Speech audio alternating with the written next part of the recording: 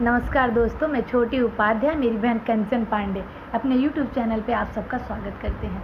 आज बहुत ही प्यारा सा एक गारी गीत लेकर आई हूँ जो हमारी एक बहुत ही प्यारी सी ननद है, मिनी ननद, और बड़े विवेक भैया जी उनके लिए है। तो उम्मीद है आप सबको पसंद आएगा। तो प्लीज़ लाइक सब्सक्राइब करना ना भूलिएगा और कमेंट में हमें ज़रूर बताइएगा कि हमारा ये गारी गीत आप सबको कैसा लगा। तो चलिए शुरू करते हैं।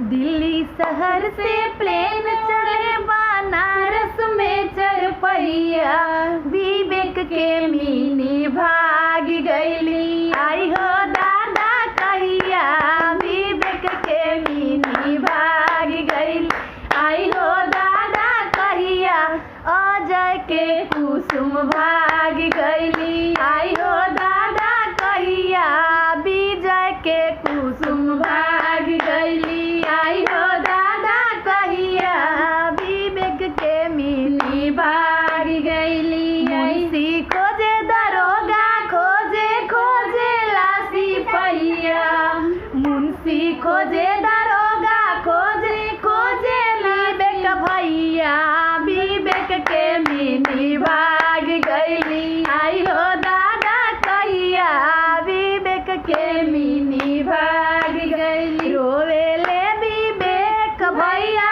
धके करिया, विवेक के मिनी भाग गईली, आई हो दादा कहिया, अजय के कुसुम भाग गईली, आई हो दादा कहिया। लीलारा पर कैले बाड़ू भूना, मिनी नमुना बुझालू ना, लीलारा पर कैले बाड़ू भूना, कुसुम नमुना बुझालू ना।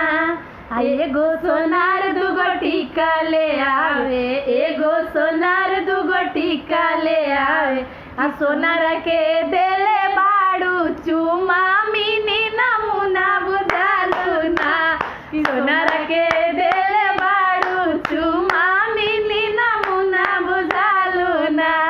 एगो बजाज दुगो साड़ी ले आवे, एगो बजाज दुगो साड़ी ले आवे, बजाज के देले बाड़ू चुमा, मिनी नमुना बुझालू ना, बजाज के देले बाड़ू चुमा, कुसुम नमुना बुझालू ना।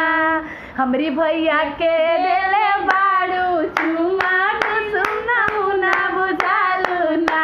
लीलारा पर कैले बाड़ू बुना, मिनी नमुना बुझालू ना, विवेक भैया के